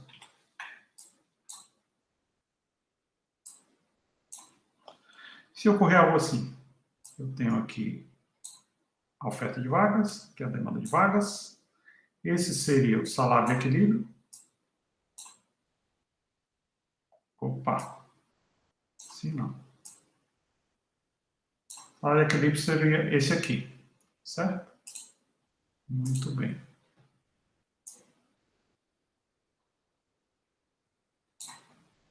E aí? Esse seria o salário de equilíbrio. Aí, de repente, o governo vai dizer o seguinte: eu vou criar um salário mínimo. O salário mínimo não pode ser menor do que esse aqui. O que é que vai acontecer? A esse salário, as empresas só vão ofertar essa quantidade de vagas. Mas a esse salário, os trabalhadores vão querer trabalhar nessa quantidade. Então, esse salário não é salário de equilíbrio. Esse salário é um salário o quê? Fora do equilíbrio. Salário fora do equilíbrio significa que nós não estamos tendo um nível de salário onde, ó, vigorando o salário real de equilíbrio. Esse salário real não é de equilíbrio. É um salário fora do equilíbrio. Certo? O que seria o salário de equilíbrio? Seria um salário que estivesse aqui, nesse patamar. Vou desenhar aqui de mais em cima um pouquinho, certo? Salário nesse patamar seria o de equilíbrio.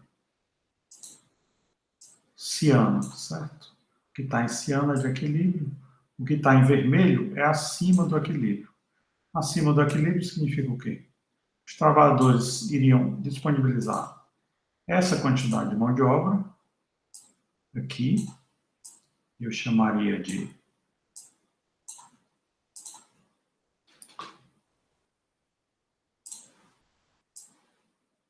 aqui, N linha, e as empresas iam disponibilizar essa quantidade de vagas, que eu vou chamar de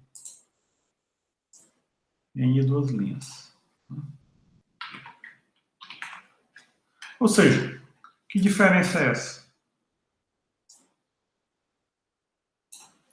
N linha menos N de duas linhas, eu vou chamar de N linha menos, N duas linhas, a gente chama de desemprego. Por que há esse desemprego? Porque foi estabelecido aqui em cima um salário que a gente chama de salário mínimo. O que é o salário mínimo? E é salário real, né? Não é dado sobre P. É o salário mínimo.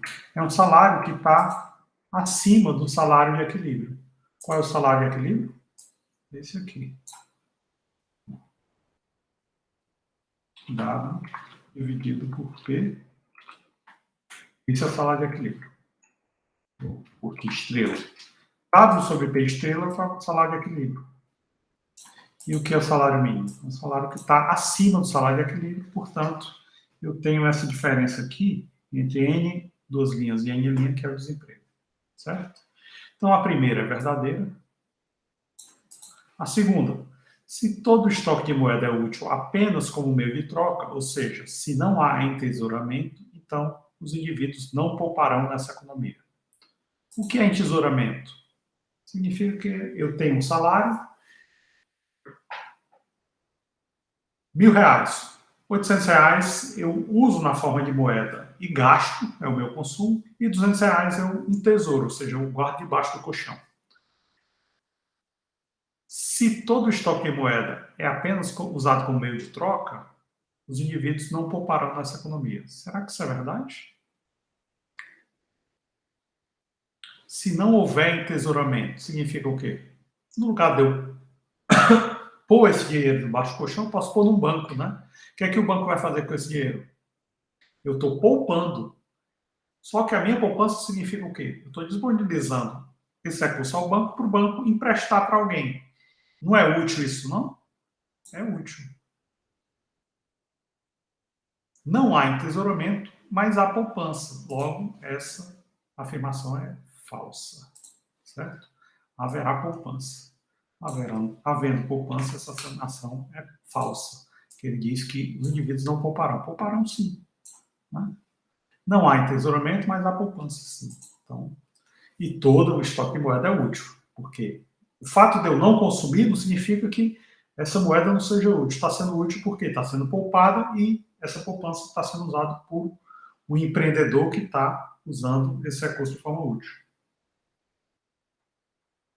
Se o governo decide estabelecer um salário real superior ao salário em equilíbrio, o desemprego aumentará por dois motivos. Um, trabalhadores serão demitidos.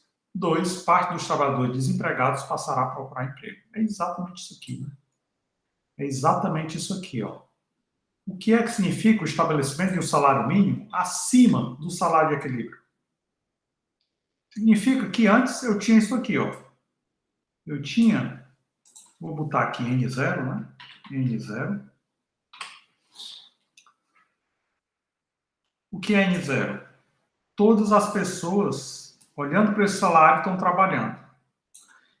Eu só tenho desemprego ou voluntário ou friccional. Não tenho desemprego involuntário.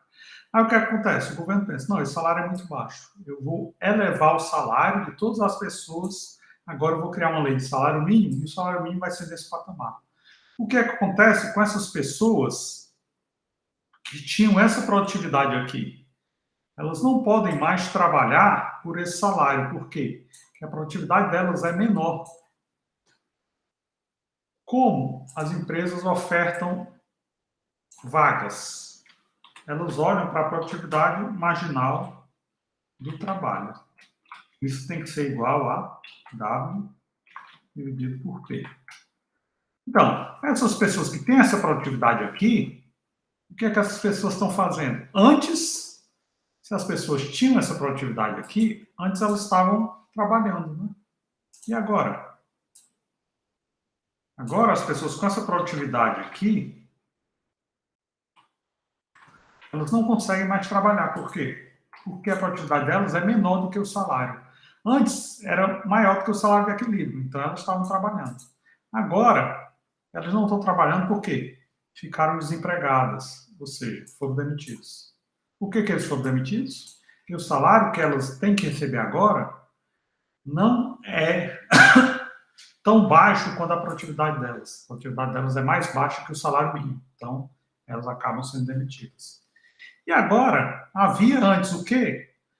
Com esse salário aqui de equilíbrio, havia um desemprego voluntário. Por quê? Havia pessoas que pensavam, não, por esse salário eu não trabalho, porque esse salário é muito baixo. Quando o salário aumentou para cá, o salário mínimo, várias pessoas que estavam desempregadas voluntariamente pensaram o quê? Opa, agora vale a pena eu procurar emprego. Então, a quantidade de pessoas querendo trabalhar foi de N0 para N', e a quantidade de pessoas que de fato têm um emprego foi de N0 para N duas linhas. Então, eu tive pessoas querendo trabalhar. Antes era N0, todos estavam empregados, agora é N'. Há poucos empregados. Né? E a quantidade de pessoas que estão de fato empregados, antes era N0, agora é N duas linhas. Ou seja, quando o governo estabelece um salário real superior ao salário de equilíbrio, a gente tem esses dois efeitos de fato. Uma parte dos trabalhadores que estava empregado é demitido, vai de N0 para N duas linhas, e parte dos trabalhadores que estavam voluntariamente fora do mercado de trabalho passa a procurar emprego. Por quê? Porque agora o salário é maior. Então, esse item é verdadeiro, certo? Por último, se na economia indivíduos não poupam, vai vigorar a lei de Sé, que diz que toda oferta encontra uma demanda correspondente. Falso. Por que será que isso é falso?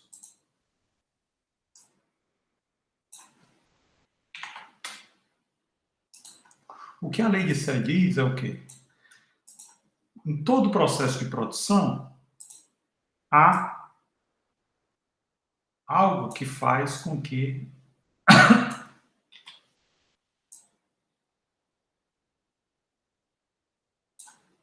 em todo processo de produção,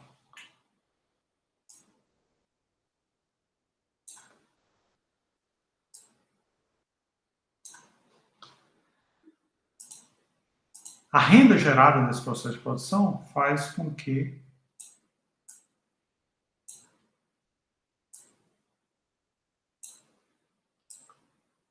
seja possível comprar tudo aquilo que foi produzido. Né? Isso significa que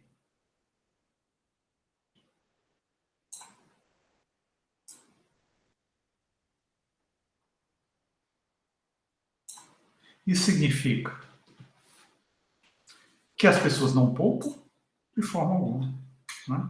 Se tudo aquilo que foi produzido foi consumido, significa que as pessoas não poupam? De forma alguma. Por que não? Por quê? A produção é igual à renda. Né? Como é que a produção é igual à renda?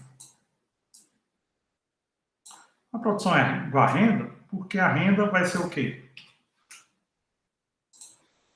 A renda vai ser na forma de aluguel, juros, salários e lucros. Isso é a renda da economia. Aluguel, juros, salários e lucros. E isso tem que ser igual ao produto. Se isso é igual ao produto, significa o quê? As pessoas não poupam? Não. As pessoas podem poupar sem problema nenhum. Onde é que vai essa poupança? Essa poupança vai por investimento. Esse investimento vai fazer o quê? Vai pagar juros. Esse investimento serve para alugar galpões ou terrenos. E esse investimento, depois que foi investido e a empresa tiver receita, significa o quê? A empresa vai ter lucros. Então, o processo de poupança faz com que haja renda na economia. Então, obviamente, isso não significa, quando o consumo é igual ao produto, não significa que as pessoas não pouparam, não. As pessoas pouparam. As pessoas pouparam, houve um processo de produção, as pessoas receberam juros daquilo que pouparam e utilizaram esses juros para consumir. Então, a lei de Sé está vigorando e a poupança. Então, por isso que esse item é falso. E aí, finalmente, a gente acaba a aula de hoje. Né? Demorou, mas acabamos. Então, espero que vocês façam um bom proveito dessa aula. Aproveite a semana, tenham uma ótima semana e a gente se vê na quarta-feira. Até quarta. Tudo de bom. Tchau.